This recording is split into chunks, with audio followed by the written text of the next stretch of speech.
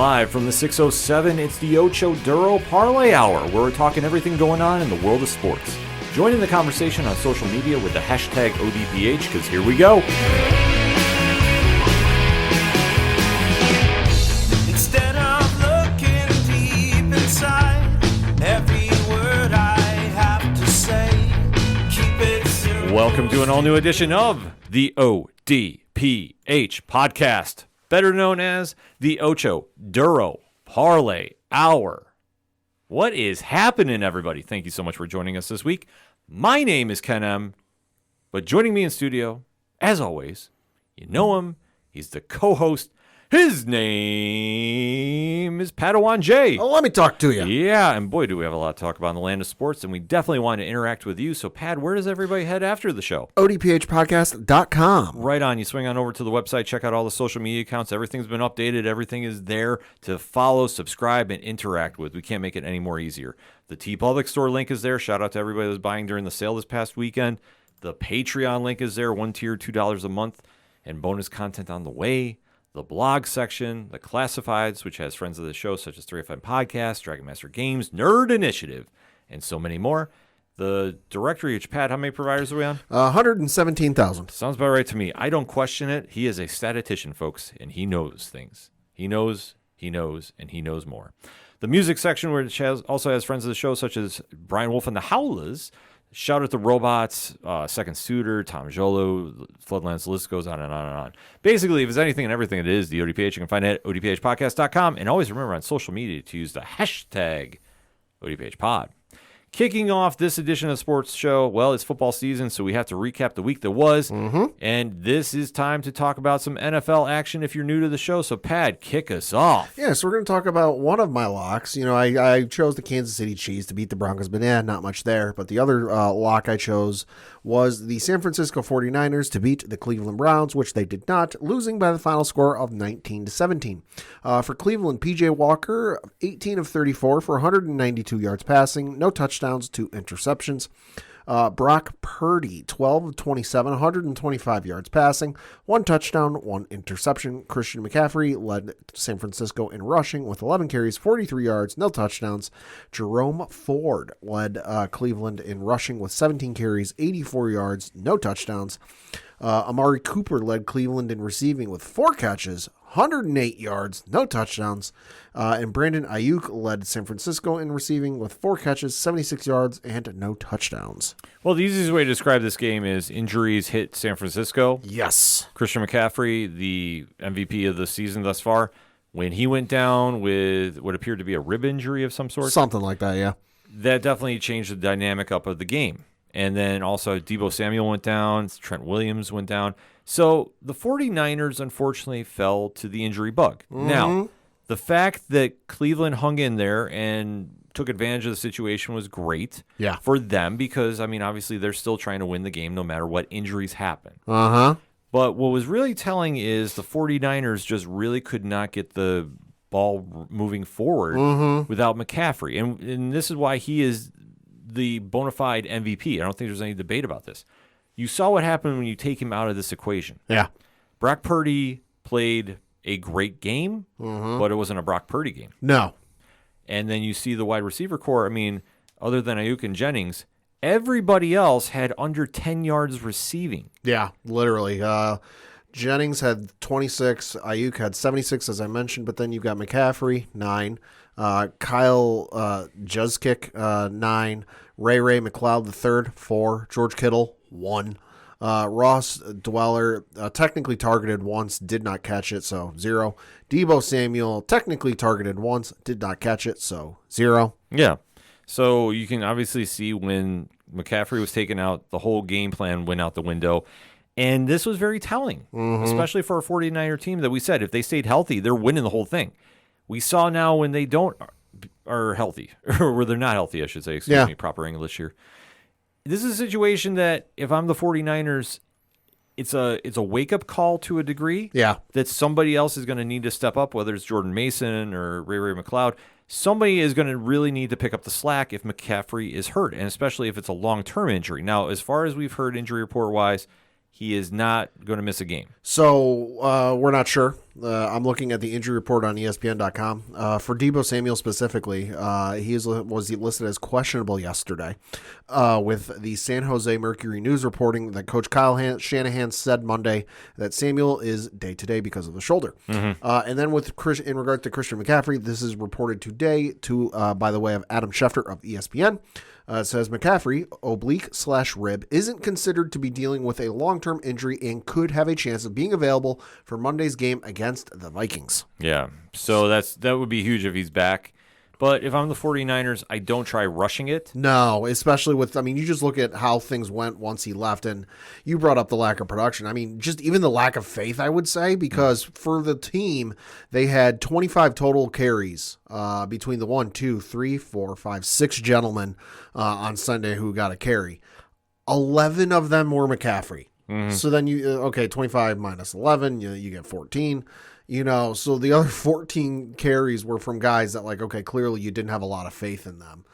And for Purdy, hey, listen, it's a wake-up call. You're not as perfect as you think you are, which, hey, it's a little bit of humble pie, because I think he hadn't lost a game since the NFC Championship game. Right, which he got injured in. He got injured, so he didn't technically lose that. He didn't play for most of it. But for San Francisco, it's a good showing of what you need to work on, because as good as it is to win and as great as it is to feel that sense of victory and accomplishment, you tend to look away from the things, that you might need to work on, because you're like, hey, we're winning. We're doing good. All things are clicking. You get these wake-up calls and you get these losses where it's like, okay, now we know the things we need to work on. Yeah, no, absolutely. And I'm not putting this all on their kicker, Jake Moody. Right. The kicker did miss, and he went 1 for 3 on the day. As we've seen from the ESPN College Game Day pre-shows with the Pat McAfee segment, kicking, not that easy. But in this situation, they should have had more points anyway. It should have not have came back to a last-minute kick. Yeah. I'm sorry. When P.J. Walker is the one defeating you. Who? Jerome Ford. Who? And, granted, Amari Cooper had a day, but after... That's to be expected. Right. This is a team that you should have beat outright. Mm-hmm. And you didn't. And you let them hang in there and weather the storm. And this is a great win for Cleveland.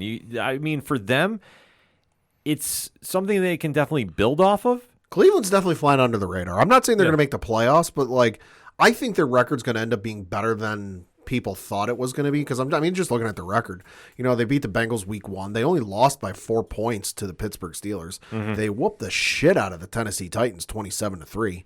And you had the loss against Baltimore, which is their lone glaring loss, where it was 28-3 shutout to the Atlanta Falcons. Yes. And then you get this game where they won by 2. So and especially with, I was talking to a guy we know who's a Cleveland Browns fan, and when the news came down on, I want to say it was maybe Thursday or Friday, about Deshaun Watson not playing the game on Sunday, even he was like, oh, well, there goes the win. Probably not going to watch because, our backup is not any good. But then they turned around and pulled it off. PJ is a journeyman. He's traveled between the XFL and yeah, he is in his 4th season in the NFL. He played college ball at Temple. He has played the previous 3 seasons with the Carolina Panthers. Starting, he's played in 16 games. So it looks like this might have been his first start, though. Quite possibly. Like I said, yeah. For memory circumstance, though, I thought he played in the XFL. It could be, yeah. Yeah, so that's a situation where, he's in and doing the best he can. Yeah, I believe he did play for the XFL. Okay, and then Jerome Ford, because I did not know who the fuck this guy was. Mm-hmm. He is in his 2nd year in the NFL, drafted last season out of Cincinnati. Yeah, 5th round. So this is not exactly an A-list team on the offensive side of the ball, but yet they got the job done. So Cleveland has to celebrate that. Yeah. And move and do something with it moving forward. As for the 49ers, this is not a crippling loss. I think this is a very humbling loss. Yeah, hey, for San Francisco, you are still looking good. You still got the lead in the NFC West. You got a record of 5-1 there, ahead of the Seattle Seahawks, who are 3-2. So you're looking good for them. And then, hey, for the Cleveland Browns, even though you're 3-2, you're still technically tied for 2nd place with the Pittsburgh Steelers, who have the same record, and Baltimore is right ahead of you with a record of 4-2. Yes, there's a lot of stuff that there's an upside for both teams with this one, which is which you can't really say that often, but here we are. Looking at the teams and their schedules they have upcoming for the Cleveland Browns this upcoming Sunday, they are on the road playing the Indianapolis Colts. Then they are back on the road for Week 8 playing the Seattle Seahawks. They're back at home on November the 5th for Week 9 playing the Arizona Cardinals. And then Week 10 they are on the road playing the Baltimore Ravens.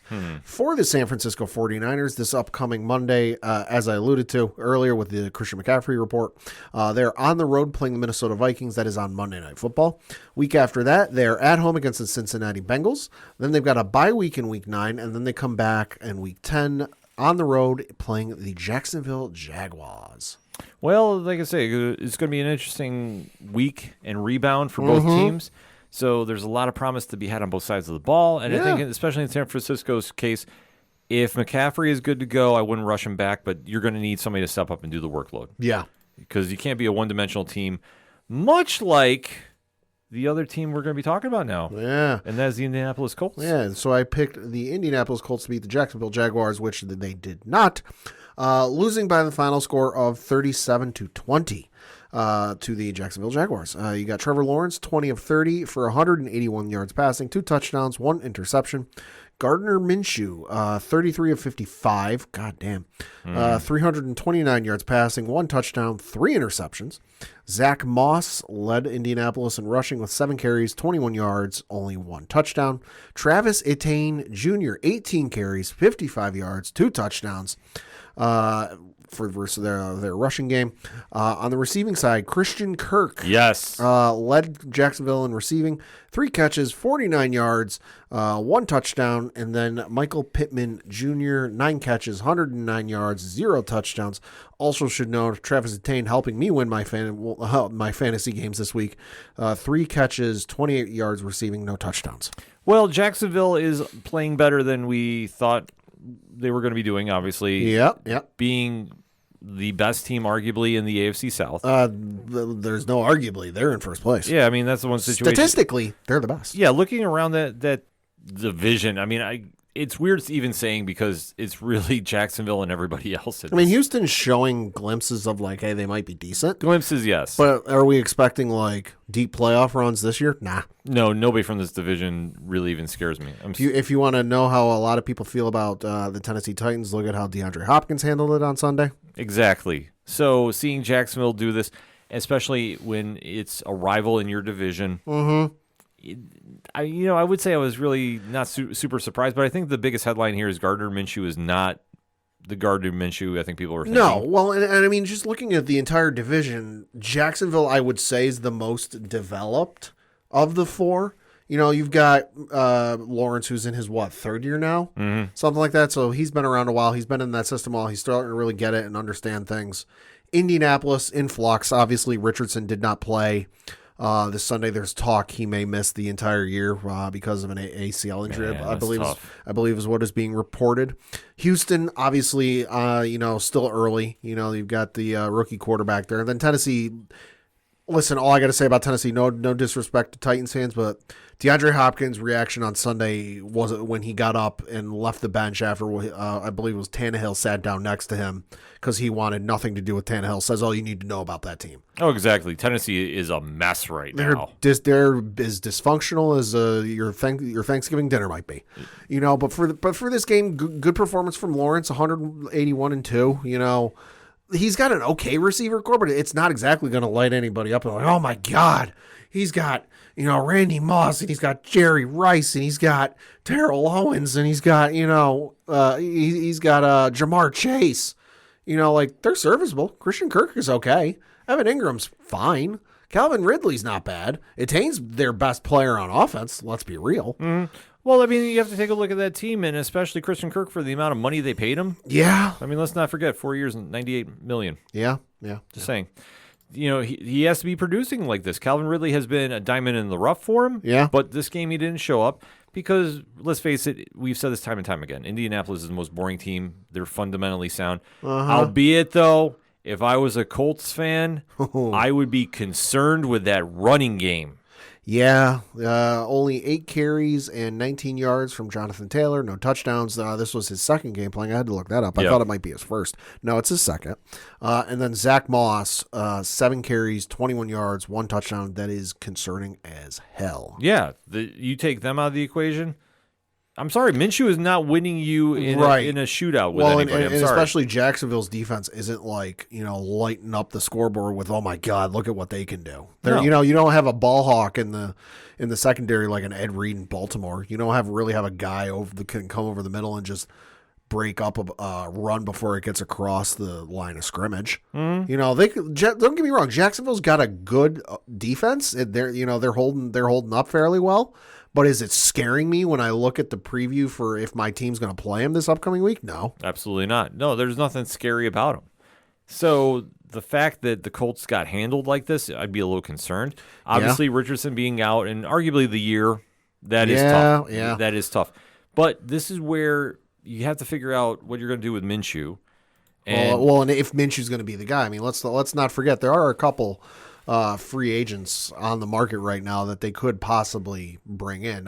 Looking at the Colts depth chart, though, besides Gardner Minshew, they do have Sam Ehlinger as their second-string quarterback, technically. He is in his third year out of the University of Texas. So, I mean, if you don't want to go with Minshew, you don't want to go with Ehlinger. We do know Matty Ice is available. Mm-hmm. We do know Carson Wentz is available. There's certainly some guys out there that like you could bring in, and hell, maybe you can even talk old Phillip Rivers to come back for one more ride. There are guys out there. If you are down Anthony Richardson for the year and you don't want to stick with Minshew because you want to try and contend. Well, that's the one question mark. Or you could tank. Well, that's the whole thing. They have to figure out what they want to do. And I'm sorry, Minshew is not the guy. No. If Jonathan Taylor is producing like this in a couple more weeks, the fact that you just paid him that much money, I would be very, very concerned. Yeah. And you have to find somebody to light that offense up. I mean, it's going to hurt his trade value too. Sure. Let's just say things don't get any better for Indianapolis in the years going forward. Like if Jonathan Taylor has a fall off in production that like drive off a cliff fall off, there's no way anybody's going to trade for him now. Like prior to this season, oh my God, you would have had to get a king's ransom to get a hold of the guy. Mm-hmm. Now, teams aren't going to touch him. It brings up a great debate about running backs and if they're worth the amount of money they're getting paid. Yeah, I mean, maybe there's some argument to the lack of pay. Well, I'm just saying, you see now with Dalvin Cook and you see now with... Believe me, I'm feeling that one in fantasy right now. Right, but that's why I say, like, when you see these running backs that have been superstars for years start to just fall off. Yeah. For reasons. Yeah. It is what it is. I mean, you can say the system, you can say whatever. I think if Taylor is doing this in a couple more weeks and he's putting up stat numbers like this, it's going to be a tough pill to swallow for the Colts. Yeah. It's absolutely going to be. I mean, especially there's 3-3, so they're still in contention for that division. Right. But from what I saw on Sunday, I'm not scared. And I would not be scared if I was another team in that division. Nope. So looking at the team's schedules the next couple of weeks, for the Jacksonville Jaguars, they got a real short week this week. They are playing on Thursday Night Football on the road in New Orleans, so that'll be on Prime Video. Week after that, they are on the road playing the Pittsburgh Steelers, bye week in Week 9, and then they are at home against the San Francisco 49ers for Week 10. For those Indianapolis Colts, this upcoming Sunday, they are at home against the Cleveland Browns, back home on Week 8 against the New Orleans Saints, on the road for Week 9, playing the Carolina Panthers, and then Week 10, technically a home game against the New England Patriots. However, that one will be in Germany. Yeah, that one will be in the NFL Network at 9:30 in the morning Eastern. Yeah, it's always weird when they say that's a home game. Yeah, well, that's why I say technically a home game. But nevertheless, the AFC South is still there. Jacksonville looked very, very good. Indianapolis, a lot of question marks. I will say, though, that New England game is going to be real interesting because that's technically a home game for the Colts, but I know there's a very big Patriots contingent in Germany where they're going. So it's technically a home game for the Colts, and it's going to be Colts like colors and logos on the field, but there's probably going to be more Pats fans and Colts fans there. I wouldn't doubt it. Yeah. Then now on to your locks and leaps. So my locks and leaps. All right, let's get into it. My locks, this pained me to take. I really hated it. Low-hanging fruit, though. But it's low-hanging fruit because when you have the highest scoring offense in the league right now, setting records against the, statistically worst team in the league, this is a no-brainer. And the Miami Dolphins showed up, and they did what good teams do. you absolutely make a statement win against a lesser team and winning 42-21. Pat, you got those stats? Yeah, so Tua Tagovailoa, 21 of 31 for 262 yards passing, 3 touchdowns, no interceptions. Bryce Young for Carolina, 23 of 38 for 217 yards passing, 1 touchdown, no interceptions. Chuba Hubbard led Carolina in rushing with 19 carries, 88 yards, just 1 touchdown. Raheem Mostert led Miami in rushing, 17 carries, 115 yards, 2 touchdowns. For Miami, Tyreek Hill led them in receiving because 6 catches, 163 yards, and 1 touchdown. Jalen Waddle had 7 and catches, 51 yards, and only 1 touchdown. And for Carolina, you had Adam Thielen led them in receiving with 11 catches, 115 yards, and 1 touchdown. Should also note that we're in fucking week 6. Through week 6, we're almost in week 7. Tyreek Hill's already at 814 yards receiving. Oh, it's crazy. Which is absurd. But take a look at their schedule, though, too. Okay. Like, that's the thing. When you take a look at who they've defeated, is it the upper echelon of the league or is it the lesser tier? So let's just we'll flip back and forth between the schedule and then their current records. So they beat the Los Angeles Chargers, who are currently 2-3. They beat the New England Patriots, which enough said. They beat the Denver Broncos, who are currently 1-5. They beat the Buffalo, or they lost. You bite your tongue. Sorry, they lost to the Buffalo Bills, who are currently 4-2. And then they beat the New York Football Giants, who are currently 1-5. God damn. And they beat the Carolina Panthers, who are in last place at 0-6. So the only team they've lost to that has a winning record is the Buffalo Bills. Everybody else has got a losing record. Right. So I'm not saying the stats are inflated, but It's like the Broncos a couple of years ago. exactly, that's the situation you're looking at. Miami is doing the right things, though, so I can't fault them on this. They're playing very smart football. Tua is looking fantastic. Yeah. And Tyreek Hill is making an MVP argument. Yeah, You can't lie about this. But I also have to look at this and going, okay, what competition have they faced? Right. With the Chargers, listen, flip a coin, and that's the team you get. So are they really pretenders or contenders? I mean, that's the argument you can have with them. Patriots, sorry, Pat, it's a real fact. Oh, it is. It's not their year. Patriots could not guard air right now. Exactly. The Giants, enough said. The Bills are a playoff contender no matter what right now. Yep. Even though they are hit with injuries, it is what it is. But let's face it, we knew with Carolina, this should have been an easy win, and it was. Tua looked fantastic. Right. And you can look at the rest of the team. They did what good teams do. And I'm sorry, the experiment going on in Carolina, like they're 0-6. Bryce Young, Taking his lumps early. he is, but I mean, what else are you going to do? But he has no help around him. I'm sorry, Adam Thielen is not the Adam Thielen of old. No. I'll take it for fantasy, though. Yeah, he's great for fantasy, but other than that, I mean, that's not going to do anything to get you wins in the column, other than unless you're playing, Right. That's what I say. Like, in real life, this is not helping, and they're not showing any signs of life. They look very, very below average. I'm sorry. It is what it is. Deflated. Well, that's the whole problem that they have, and I'm sorry. This is not helping a rookie quarterback who is trying, but then again... What's he got to work with? Well, and plus, where did he go to college? Because this will be the argument. I'm pulling it up right now. He went to Alabama. Exactly. And what has been my statement about Alabama quarterbacks? They're not that good. No, because you have the creme de la creme of recruits down there. Pat and I could rotate quarterbacks, and we'd both throw for about 500 yards each and 4 touchdowns. When they're also facing competition like the Citadel. Right. And I'm not saying he's not a good athlete, but I'm saying you have to take a look at that in perspective. For Carolina to take him as high as they did, they were banking the farm on him, and unfortunately, it looks like it went bankrupt. I'm sorry, he needs a lot of help. I don't know if they can turn it around in a year. Right. The season's done. Sorry, it is what it is. Yeah. And unless they show me something moving forward, they're going to be back in that top 5 draft selection. Easy. Yeah. Easy. So, what else can you really say about this game other than Miami looked great? Tyreek Hill, I know, had a couple of injury situations, but it sounds like he's okay. Yeah, should be. And then Tua, listen, I'm happy to see he's playing healthy. Yeah. That's the big takeaway for me. but long way to go in the season. But they finally have some competition this week, so I'm Yes, they excited to see do. where they're going to match up. So you mentioned their competition this week. This upcoming Sunday, they are on the road playing the Philadelphia Eagles. That'll be on Sunday Night Football. The following week, they're at home playing the New England Patriots. The week after that, for Week 9, they are at home on, technically at home. It's going to be overseas, though, playing the Kansas City Chiefs. I believe that's the other one that's in Germany this year. And then they got a bye week in Week 10. They will have a test at the end of the year, though. I just want to bring this up, too. Because at the end of the year, 16, 17, 18, Dallas, Baltimore, Buffalo. Oof. That will not be pretty. No, it won't, but that's going to show what this team is really made of. Yes.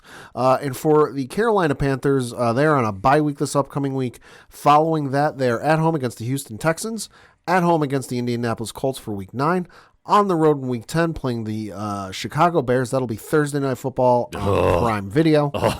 Yeah, that's a fucking great birthday gift. That's a great birthday gift to me, NFL. Thanks. Oh, my God. Jerks. Week 11, they're at home against the Dallas Cowboys. Well, Carolina might put a win streak against the teams that are coming back off the bye because they're on that lower end of the ranking system, if you will. As for Miami, listen, Philly is going to be a great test for them. Yeah. And we'll really see what this team is made of because Philly does have a very solid defense, but moving forward, we'll just have to kind of take a look at it. Yeah. Speaking of the NFC East, those Commanders, they showed up against the one and only Atlanta, Pad. Because who is Atlanta? What is Atlanta? Atlanta took a big L. Yeah, they did. And the Commanders looked really good, so let's talk about it. Yeah, the Commanders won by the final score of 24-16. Sam Howell, 14 of 23, 151 yards passing, 3 touchdowns, no interceptions. Desmond Ridder for Atlanta went 28 of 47, 307 yards passing, 2 touchdowns, 3 interceptions.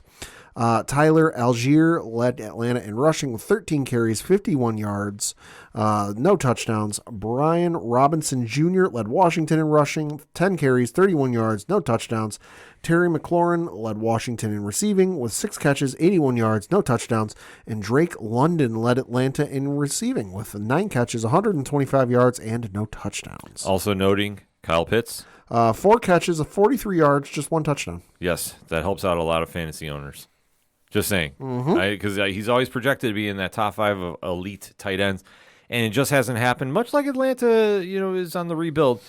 This team did not really show signs of life in that second half. Washington came out early. Sam Howell looked fantastic. Did look pretty good. Like I say, him working with Eric Bieniemy as the offensive coordinator, that's helping. Yes. It's going to be, he's not going to be Patrick Mahomes 2.0, but there's a lot of promise there. And I thought this game, he looked probably the best I've seen him all season. As for the rest of the team, the running back core is not really scaring anybody. No. Brian Robinson Jr. is decent. He's good, but like I say, this is a game that I thought they should have at least cleared 50 yards running. Yeah. I mean, As a team, they cleared 72. Atlanta is not great. And, I mean, Desmond Ridder, Atlanta was great until midway through the third quarter of Super Bowl 51. Yeah, and I know. Or sorry, 50, whatever. Well, yeah, 51. We know it's a rebuilding time for them, too. But like I said, Ritter's stat line, 28 for 47, 3 interceptions. Yeah. With 2 touchdowns. So, Yeah. I mean, that still is noteworthy. But that's the sign of the times that he might not be the guy. I mean, I never had faith he was the guy even when they drafted him. Last year, third round out of Cincinnati. Yeah, and I think He to me, he never struck me as like, oh yeah, that's the guy to like develop and lead you into the playoffs and lead you to a Super Bowl. No, that to me that was the guy to keep on your team in case something went wrong and you needed a backup. And I think that the Bijan Robinson talk has really died down lately. That he was going to be the next coming of Jonathan Taylor We'll see. or the elite running backs in the league. I mean, we got to wait and see on him, Yeah. but I just noticed it got real quiet after week 1. Yeah, it did. So Yeah, it did. we'll have to wait to see what Atlanta can do. I mean, I'm not expecting a lot out of them. Washington, if they can win ugly games like this, they got a chance. But looking at their schedule, we'll have to kind of wait to see how that plays out. Yeah, so the Commanders the next couple of weeks, this upcoming Sunday, are on the road playing the New York Giants. Week 8, they're at home playing the Philadelphia Eagles. Week 9, they're on the road playing the New England Patriots. And then Week 10, they're on the road playing the Seattle Seahawks. For the Atlanta Falcons, this upcoming Sunday, they are on the road playing the Tampa Bay Buccaneers. Back on the road for Week 8, playing the Tennessee Titans. At home, week 9 playing the Minnesota Vikings, and then week 10 they are on the road playing the Arizona Cardinals. Interesting games for both teams moving forward. We'll have to wait to see how the ball bounces, though. Let's take a quick lap around the league, and let's see what else is going on. Yeah, so as we mentioned, Thursday night game was the Kansas City Chiefs beat the Denver Broncos 19-8. Well, what can you say? Kansas City, they did Kansas City things. Taylor Swift, I believe, was in attendance. Yes, she was. And this is a division game, but I think the big telling sign is Denver has checked out. Yeah, what was the report that came out like the next day after this game? Was that like they're gonna the strip down, and trading of assets is gonna start here? You have to do something, and I'm sorry, I'm gonna say this right now. I think Sean Payton's one and done. Oh yeah, I think he's gone.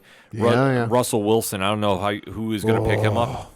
I mean, the I'm XFL sorry. maybe. Kansas City is not a lights out defense, and the fact he only got 95 yards on him with 2 interceptions, that's the telling sign. And the rest of the Broncos offense, just nothing. And Jerry Jeudy, I will just say, should not be drawing the ire of one Steve Smith.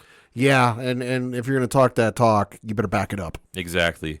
I mean, that's one thing that Kansas City can do. I mean, obviously, I feel they got some calls in their favor, just my opinion. Yeah. But it is what it is. Travis Kelce, he had a great game, 9 catches, 124 yards. Yep. And Rashee Rice, 4 catches, 72 yards. I mean, so they're starting to put it together. I wouldn't say this team is a lock for the Super Bowl by any means. They're looking good, though. But they're looking very good. Yeah. The Baltimore Ravens beat the Tennessee Titans 24-16. Well, we talked about Tennessee a little bit when we were dealing with the AFC South. Tennessee is not good. No. You know who is good, though? Lamar. Lamar had a great day. 223 in the air, 1 touchdown, and then on the ground, 62 yards, no touchdowns rushing, but that's pretty goddamn good. Very good win for the Ravens, and Tennessee, I mean, they're just in a state of disarray. Floundering. It's bad right now. Speaking of bad, the Minnesota Vikings beat the Chicago Bears 19-13. Ugh. I mean, I heard some Creed was playing in the locker room. Yeah. And Vikings are some Creed fans. And apparently that was not enough to get a bigger definitive win, but it got a win nevertheless. Yeah. I mean, Kirk Cousins, 181 and a touchdown. Yeah, that's not bad. It's not bad, but, Not bad. I think both teams here know the postseason is very, very far away. Yep. The Cincinnati Bengals beat the Seattle Seahawks 17-13. Shocking win, I'll be honest. Yeah. I was very surprised, but the Bengals defense really came alive late to lock in the win. It's a great win for the Bengals. I think that they needed it more than anybody might have realized because obviously being a playoff contender for the past couple of years, they came out the gate very, very slow. But Joe Burrow looks like he's getting back into form. I mean, 185 and 2 touchdowns is a great stat line. 1 interception, not the best either. Joe Mixon running for 38 yards is huge. Jamar Chase, 80 yards. He's wide open, as he says all the time. So was wearing a 7-Eleven chain. Yeah, I know. That's hilarious. So this team is starting to get back on track. And Seattle, we said, is going to grind with the best of them. And they did. This was a great game. But it was one that, like I say, if Seattle's or the Cincinnati defense didn't shut down, Seattle was running away with this late. But they really stepped up when they needed to. So, kudos for them. And we'll have to watch out to see, are the Bengals for real? That's going to be the question moving forward from here. Houston Texans beat the New Orleans Saints 20-13. Yeah, so there was a game. I mean, listen, if there's any good thing to talk about this game, C.J. Stroud, 199 yards passing, 2 touchdowns, 1 interception. On the year, he has 1,660 yards passing exactly, 9 touchdowns and 1 interception. Looking at the stats for the NFL this year, in terms of passing yards, he is currently 4th in the NFL in passing yards behind only Matthew Stafford, Kirk Cousins, and Tua Tagovailoa. Good for him. I think that he's really taken this chance to make something happen in Houston best he can. I mean, his streak, though, for attempts to interceptions is over. But nothing to sneeze about there. Devin Singletary showed up. Yeah. I was like, where did he go? Because he's been just such a non-factor this season that now he is a factor moving forward for them. So, they'll be a good fantasy football pickup this week. And like I say, this game was not great. Nothing really to write home about. But good win for Houston, though. Yeah. Then you had the L.A. Rams defeat the Arizona Cardinals 26-9. Well, somebody had to win. Yikes. Yeah, this is one that the Cardinals were the team that we thought they were. Yeah. The Rams obviously are much like the Chargers. You don't know what you're going to get each week. Matthew Stafford looked really good, though, 226-1, so definitely take that as a win. Cooper Kupp back to form, 7 catches, 148 yards. I mean, what else can you really say? They did what they needed to do. The Cardinals, though, Yeah. Easiest way to put it. Yeah. Then you had the New York Jets. Yes, the New York Jets finally beat the Philadelphia Eagles for the first time in their franchise history. Yeah, no, they were like 0-12, 0-13, something like that against the Eagles all time. Finally got a win against Philly, winning by the final score of 20-14. I can't explain this one really. No, we can. Reasons. Yes, that is reasons. Like I say, it just there's something new with Zach Wilson's play. Like I think ever since he had the humility moment at the backstage where he took ownership of like the loss. Yeah, he's been playing really good. So I'm not saying that the Jets are going to bounce into the playoffs, but there is at least signs of hope. Yeah, and I hear that Aaron Rodgers is possibly going to come back in a couple weeks. Like to quote Gandalf from Lord of the Rings, there never was much hope. Yeah, only a fool's hope. Yes, but we'll have to wait to see what happens with the Jets. But they're back on track. Their defense played great. This is probably the worst game I think I've seen Jalen Hurts play in a very long time. Yeah, I mean everyone has them every now and again. Sure. So it'll be interesting to see how they bounce back. I mean Philly should be fine, but It was very, very interesting to see how the Jets really locked it in late. Like that's the telling sign that they figured out how to slow down Hurts. And once they did that, Philly I'm not saying they fell apart, but they just really faltered gears getting going. Right. I mean, I'm looking at the playoff standings. Currently, the Jets are in 10th with Houston in the 9 and then Indianapolis in the 8. So I would say if the Jets are just able to kind of maintain and do well, and Houston, maybe they keep it up, maybe they fall off. Indianapolis, if Richardson's out there, absolutely going to fall off. So there's an outside chance if, and it's a big all caps, bold italicized, underlined, if the Jets are able to maintain, they might make it. There's a chance. Yeah. You're saying there's a chance. Saying there's a chance. The Detroit Lions beat the Tampa Bay Buccaneers by the final score of 20-6. Notably, the Tampa Bay Buccaneers bringing back their creamsicle uniforms for the first time since 2012.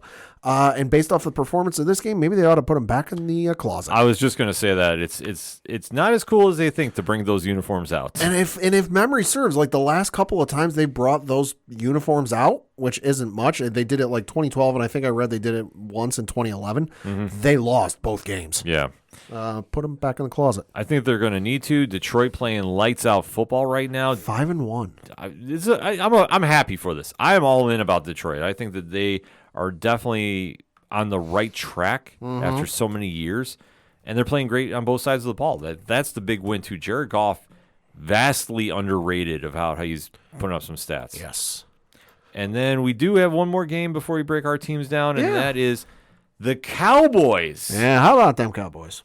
They somehow, some way, defeated the Los Angeles Chargers. 20-17. This game was a lot better than I thought it was going to be with all the injuries that were happening. Dak Prescott looked great, 272-1.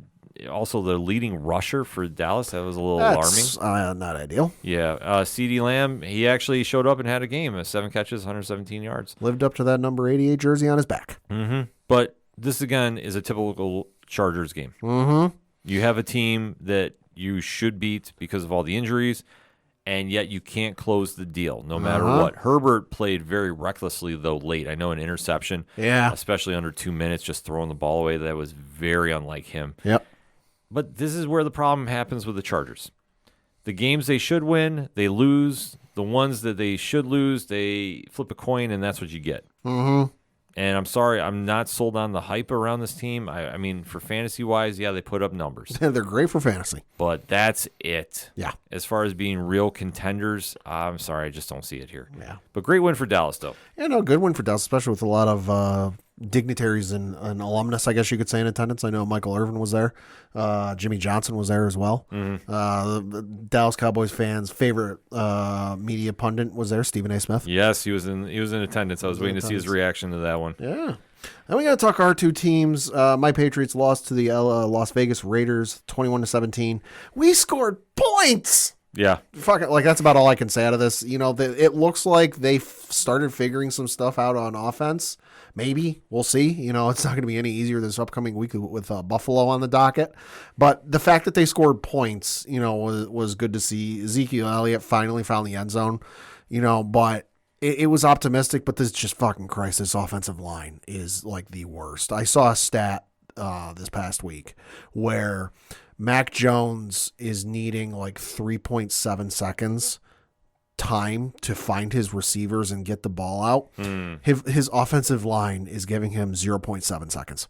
That's not good. Like as the one broadcaster for the Patriots, because I was listening to the game because on my way home, because mercifully this game wasn't on TV here, so I didn't have to suffer. But as the one commentator on the radio broadcast that I was listening to on Sirius said, you know, the Patriots offensive line right now could not guard air. You know, the 3 sacks, you know, just abysmal offensive line performance. You know, so we'll see what happens. I know they put Malik Cunningham, the running back the wide receiver / running back / quarterback on the roster, and maybe he'll see some action this week against Buffalo if things go south. You know, but for everyone sitting there saying, oh, Zapp's the guy. Again, no, they wouldn't have cut his ass if they thought he was the guy. But for things, I mean, listen, am I going to sit here saying, we're going to beat Buffalo? Fuck no. Absolutely not. But am I at least optimistic about some of the progression, you know, with scoring? Yes. Let me ask you this question, and this is obviously, you know me, I'm not throwing any salt in the wound. Yeah. Belichick is your GM, correct? Yes, I believe so. Maybe not officially, but yes. Okay. Do you think he should step down and just focus on coaching? I think after this season, yes. Okay. You know, he's done good things in the past. I'm not going to sit here and say he hasn't. Sure. But I think after this season, that conversation absolutely needs to be had. You know, that it might be time for a different look in the front office. Listen, it's nothing against him. But I think he needs to focus with as bad as things are and some of those holes have been glaring for a couple of years, the offensive line especially, you know, and obviously they haven't made changes and things haven't gotten better. And I mean, the receiving core, you've got some guys there who are decent. Kendrick Bourne's is good. You know, you've got Hunter Henry's not bad, although he really didn't have a good game at all. 1 catch, 7 yards, you know, but then you look at the rest of it and it's just like, who the fuck are the rest of these guys? I mean, Devontae Parker, 1 catch, 7 yards, you know, I think that conversation certainly needs to be had. Yeah, I think at this stage, it's as wild as it might sound.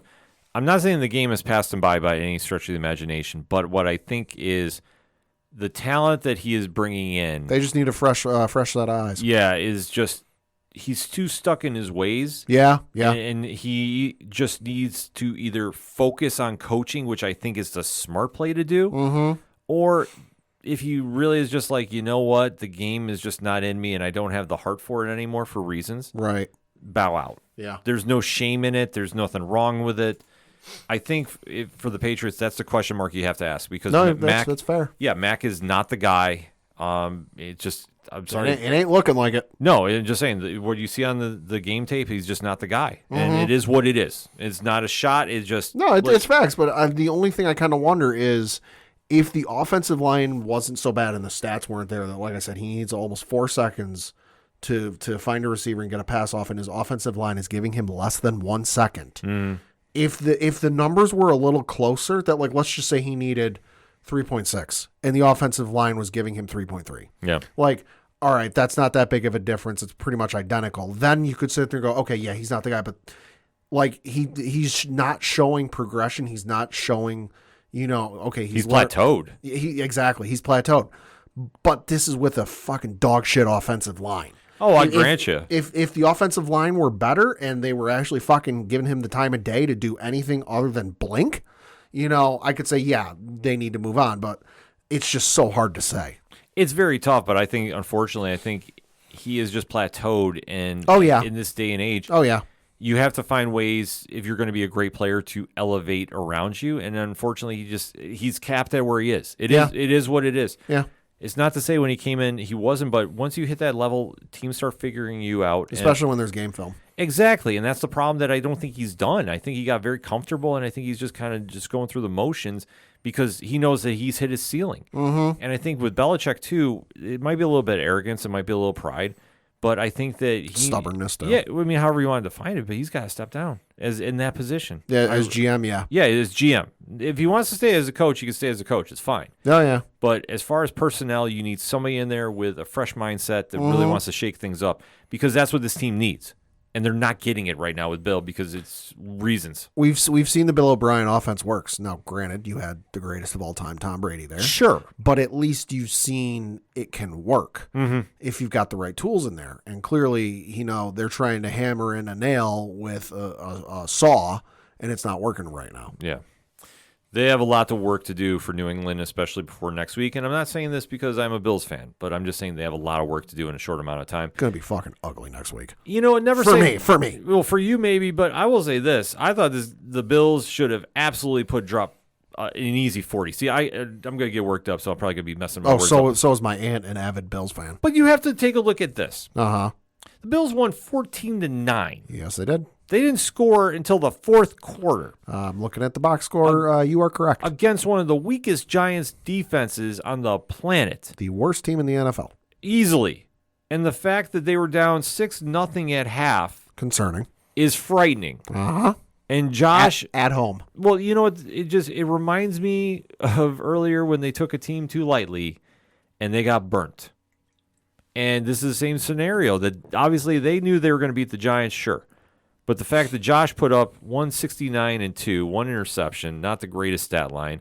I didn't hear the MVP cries this week, which is good because he's not the MVP. Mm-hmm. But he had one of those bad Favre games. Yeah. That he does. This was one of them.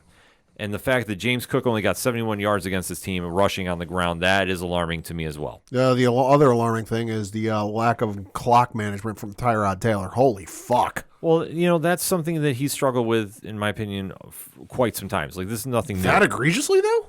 Not to that level, but when you are in that 2-minute warning and you're getting gifted by the Bills playing sloppy defense, right? You have to take advantage. But listen, for somebody that saw him play in the playoffs, if I'm not mistaken, he was the quarterback that led the Bills when they first started making the run before Josh got there. That was like J.R. Smith in Cleveland in the NBA Finals or whatever it was. Levels of bad. Yeah. He is just not good with that, but that's something that I've seen, like I said, when he was used to playing Buffalo. Yeah, he did. So the situation here that with Dabble, I mean, and especially seeing how they kind of botched up the 2 minutes there, I'm wondering if that was something he learned when he was in Buffalo. That's just my opinion because you know my feelings about McDermott in 2 minutes. Yeah, well established. I'm just saying, or in his case, not well established. I'm just being honest with everybody. If you're new to the show, I'm very critical of Sean McDermott in 2-minute warnings. Sean McDermott, 2-minute warnings and second half adjustments. Mm-hmm. I am critical as all. I'm probably the most honest Bills fan on podcasting when it comes to that. And in upstate New York. This is true.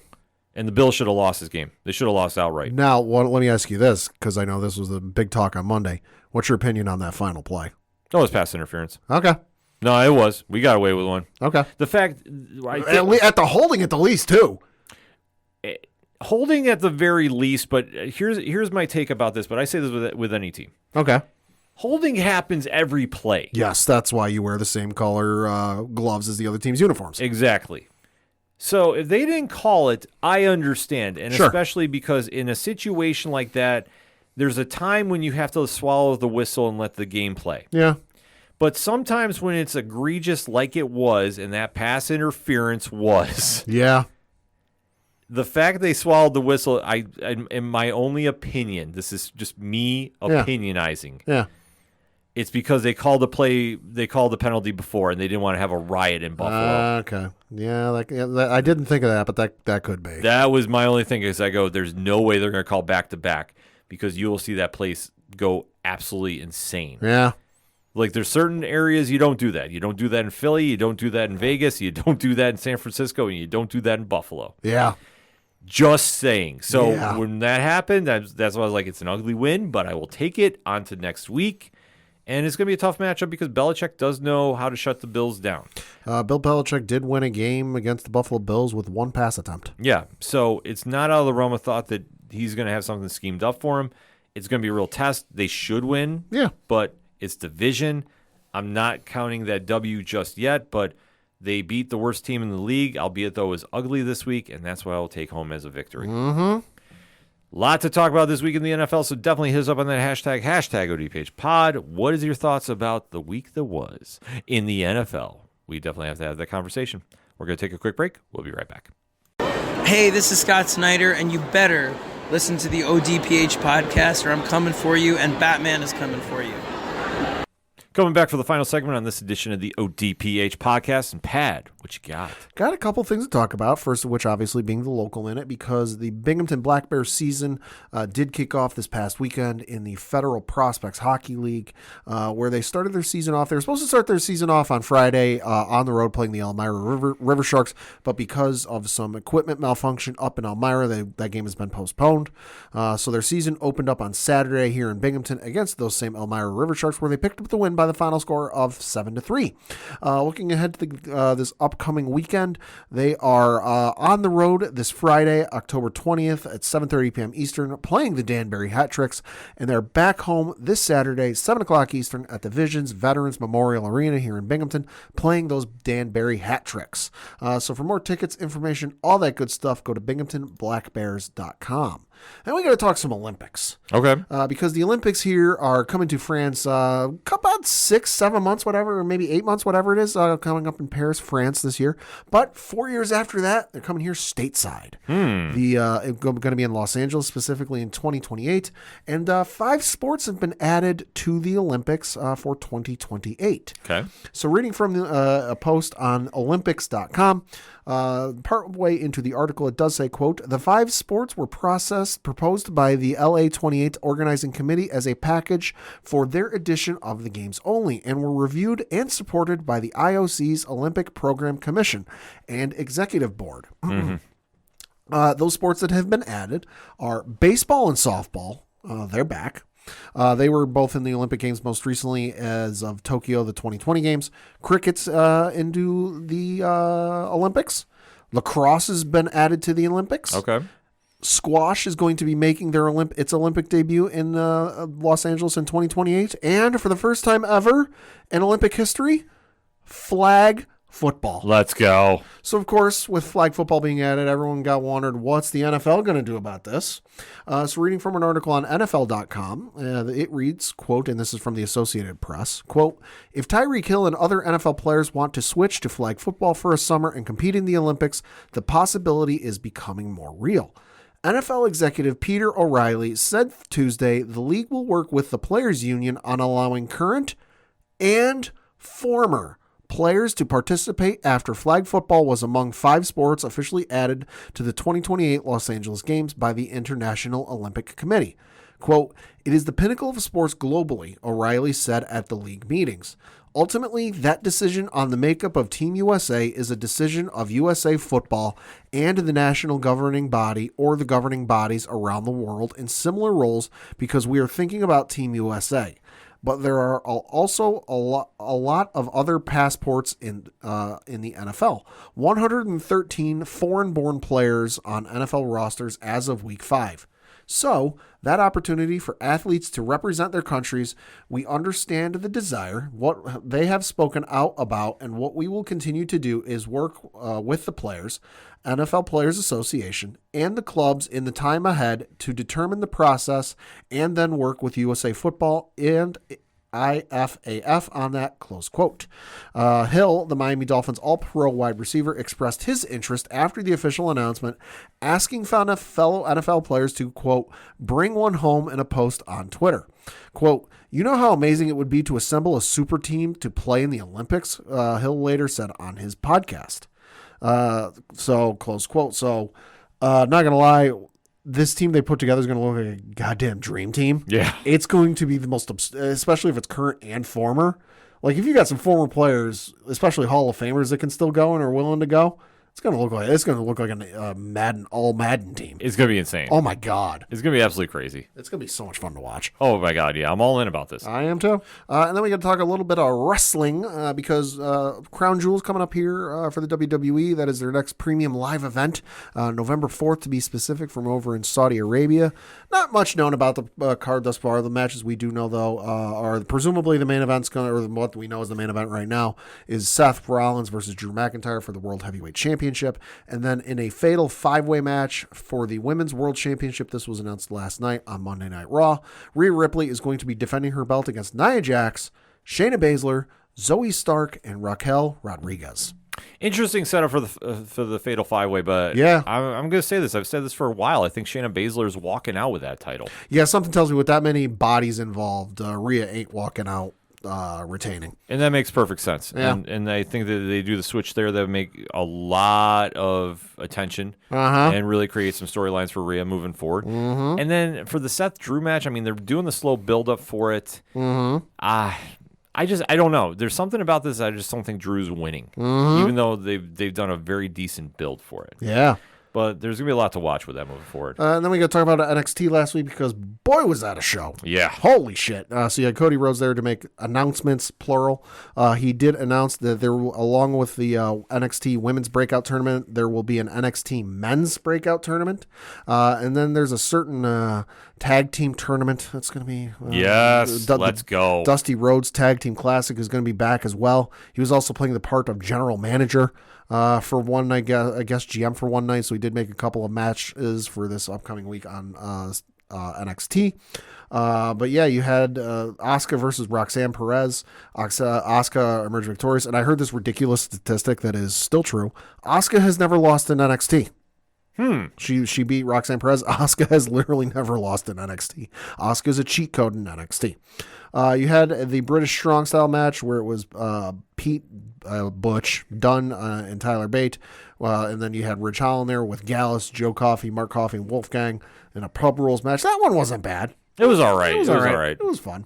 Then you had John Cena there with Braun Breaker growing on. That match in the main event was awesome. Real good. You had the Undertaker, Badass, the American Badass Undertaker came out. That was fun to see. Yeah, no, that was just a fun moment. Yeah. Like I say, they really loaded up this card, obviously, with the Super Tuesday feel to it. Yeah. And they really delivered. I mean, this is why NXT has been such a great show to watch on Tuesday nights. So if you haven't been checking it out, it's definitely worth the time. The other one to keep an eye out for wasn't live on television. The video was shown on television, but it was Ava Fire, I think is I forget what her name is. The Rock's daughter there. Yeah. Was videoed backstage by the NXT Anonymous Twitter account, having a certain conversation with Paul Heyman, who was there. So that might be something to keep an eye out on. If they moved it up to the main roster, I think it'd be too soon. But yeah, it could be. But if Paul's going to be doing more work in NXT, I wouldn't mind seeing a faction down there. I think it'd be good for them. I think it'd be very good for them. There's nothing wrong with the roster down at NXT, so I don't want anyone to think, oh, he's saying the NXT roster shit. No, the NXT roster is good. But what do you lose by having Paul Heyman there as like a mentor or even just a teacher? Mm-hmm. That's a great question you got to watch out for, which we will be debating about on here in the weeks forward, and especially on Nerd Initiative's YouTube sensation, Wrestling Night Live, on Wednesday nights, 10 p.m. Eastern Standard Time on Nerd Initiative YouTube. Before we get out of here, though, there is a UFC card happening this weekend that flew under the radar because there's been so many injuries and card switch-ups. Yeah. I legit forgot that it was this weekend. I thought it was another week away. And granted, I just came back from New York Comic-Con, so you can kind of blame a little bit on that. But we are now at UFC 294. Yeah. Taking place in Abu Dhabi on October 21st, 2 p.m. Eastern Standard Time. It kicks off the main card. I'm not going to get into everything, but there's 3 fights on this that are jumping out to me. And on the main card, we have Magnov taking on Johnny Walker. Yeah. In a big light heavyweight title match, or not title match, but contender match, because I think if Johnny Walker wins this, he's going to be in that contention finally that he might get a title shot. Magnov, I mean, 18-1-1. He has been in that talk. He just hasn't been able to get over that hump. This is going to be a very solid match happening. Yeah. Pat, you got any feelings on this one? Going to be a knockdown, drag-out fight. I'm going to say it's going to be Ankalaev. Walker's not going to pull off the win. I mean, probably not. I mean, Johnny Walker's an entertaining fighter. Yeah. But this is a big step up for him. We've seen when he had a competition before, he struggled a little bit. Mm-hmm. I know he's currently, according to ESPN.com, he is a plus 275, where Magnov is minus 350. Ooh. So this is anybody's fight, though. Like I say, I'm not ruling this out completely. If I got to say a prediction, though, I'm going to say this is going to be a decision fight, and I think Magnov is going to pull this off. I don't see Johnny doing this, but I would love to see me proved wrong here. Right. Next up. Oh, boy. This is how crazy this fight card has been. Uh-huh. Kazmat Chimaev, the phenom that took the UFC by storm a few years ago, is finally scheduled to fight. Yes. And we have not seen him fight since the weight debacle against Nate Diaz that threw that entire pay-per-view card in disarray. Well, in his last official fight where he participated in was against Kevin Holland at UFC 279 on September 10th of 2022. Yeah. So over a calendar year. Yeah, it's been a while. To be honest with you, I completely forgot about that fight. Yeah. That's how long we have seen him because, I mean, he was setting the record. He fought the most times in a week or a month, I should say, rather. Yeah. And he's 12-0. He was supposed to fight Paulo Costa. It pulled out, I believe, because of elbow surgery. Yeah, according to the Wikipedia page for this event, a quote, Costa withdrew after he underwent surgery on his elbow. Yeah. So that said, we had somebody step up for this middleweight matchup. And it is now a middleweight title eliminator. Yes, because of who stepped up. Uh-huh. And Pat, who stepped up? Kamaru Usman. Yes. Oof. The former king of the middleweight division. I'm sorry, let me say welterweight. There is an error where I'm reading, so I'm being very honest about this. But obviously, you know him as the welterweight king, and since Leon Edwards defeated him, everybody's wondering what was going to happen here next. Usman, 23-0, is stepping in, and like I say, I'm reading off ESPN.com. He is an underdog. What the fuck? He's a plus 230. Holy shit. When's the last time that happened? Exactly. Chimaev is a minus 280. Goddamn. So if you do participate in that, be smart about it, but also I'll say shit, throw a 5 down on Usman. double check that stat line because I am absolutely blown away by seeing this. Like, throw your money down now because that line is going to move come fight night. Yeah, so this is a real crazy matchup that is taking place here. And to be honest with you, the fact we're having this fight happen is a bit crazy. And I'm just sitting here trying to think, like, okay, where are we going to go from here? Because this is, like, legitimately a main event anywhere in the world.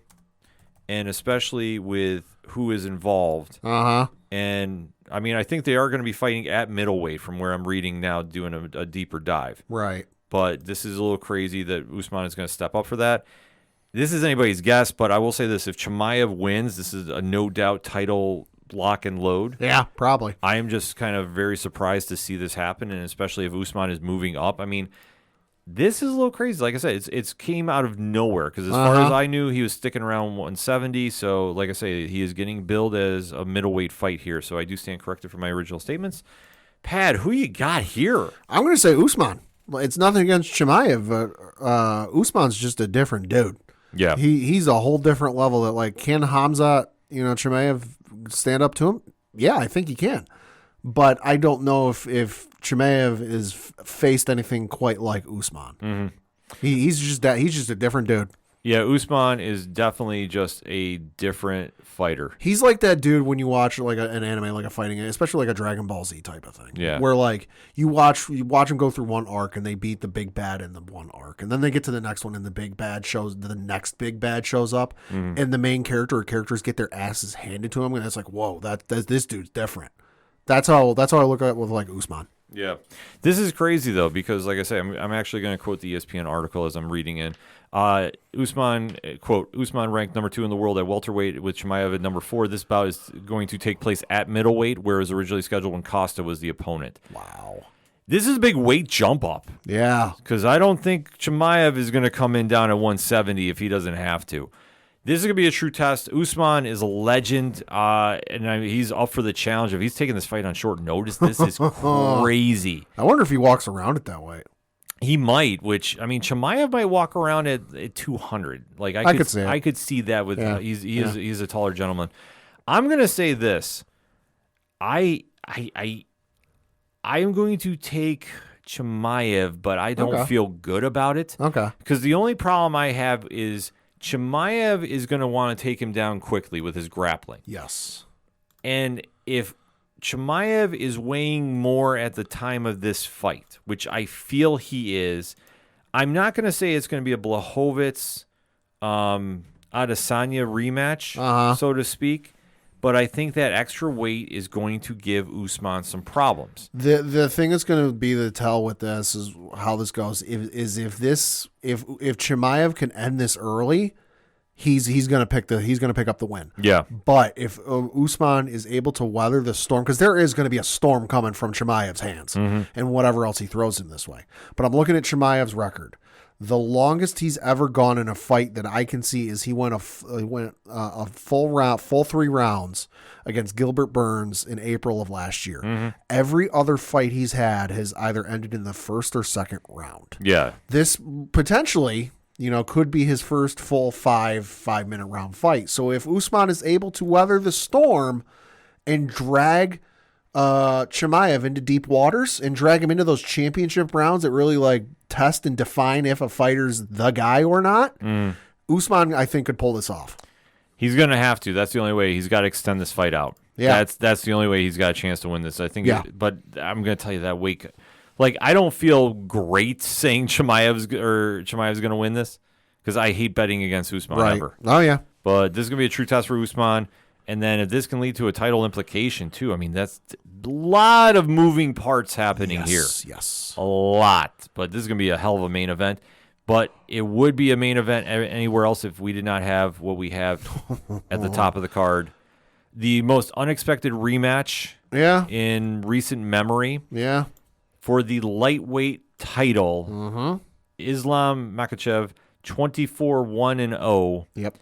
Is not going to be facing Charles Oliveira, who had to pull out due to a nasty cut. Yeah, did you see that? Yeah, that thing looked brutal. What the hell were you doing, dude? Sparring. You got to watch that sparring, especially late in the fight camp. I'll say, because that's not exactly, whoops, you tripped and hit your head against, the corner of a table. No, that's somebody wanted to leave a receipt, so to speak. Yeah, I was going to say the same thing. So to speak. He is out of the fight, and they have gotten arguably a more than worthy replacement for him. The king of the featherweights moving back up, and who gave Machaev arguably his greatest challenge to date in the UFC, Alexander Volkanovski. So this fight is going to be a real challenge. Oh, by the way, we should mention Volkanovski, already the featherweight champ. Now he's going for the lightweight champ. If he is successful, he will be the 4th person in UFC history to be champion in 2 divisions simultaneously, and the 5th fighter overall, with after Conor McGregor, Daniel Cormier, Amanda Nunes, and Henry Cejudo, and then the 8th person overall to win a title in 2 different divisions. And it is being reported that he has to drop 25 pounds now to get down there. Oh, Jesus Christ. Since he took the fight on short notice. Jesus. This is fucking insane. Good luck, Excuse my dude. language, folks. No, if you've ever done any sort of weight training, that's insane. Yeah, this is nuts. That's not healthy. No. So the fact that he has to cut down that much, and he's going to do it. I don't doubt he's not going to make weight. With time, you can do it. You can do it in about maybe a month or 2. Yeah, but 11 days out from when he signed in to take this is that's called you're drinking nothing, but you're eating nothing and you're drinking nothing but water. Yeah, he's gonna be miserable by the time it's fight day. Oh my God, this is gonna be a true challenge. I mean, obviously it was debatable if he won the first match. I don't think he did, but he made a good argument. If you said he did, I'm not arguing about it.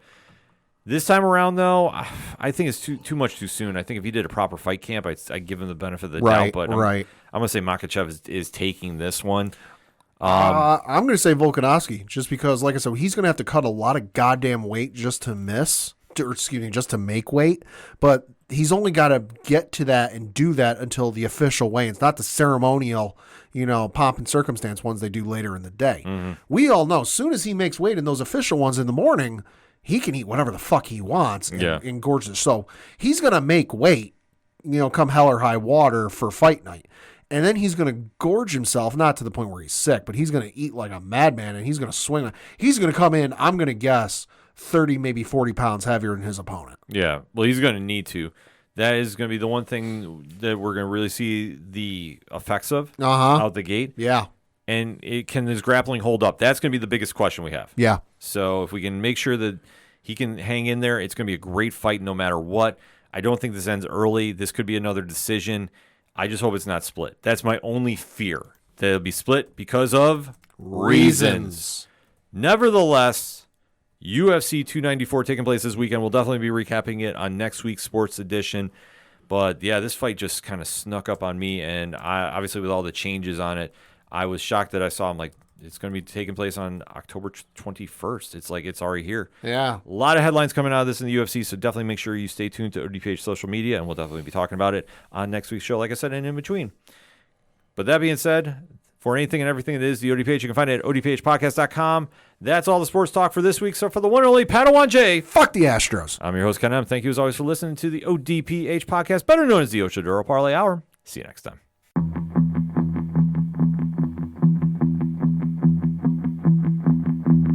Gotta be down to the punch. Gotta be down to the punch. 'Cause they can't bring me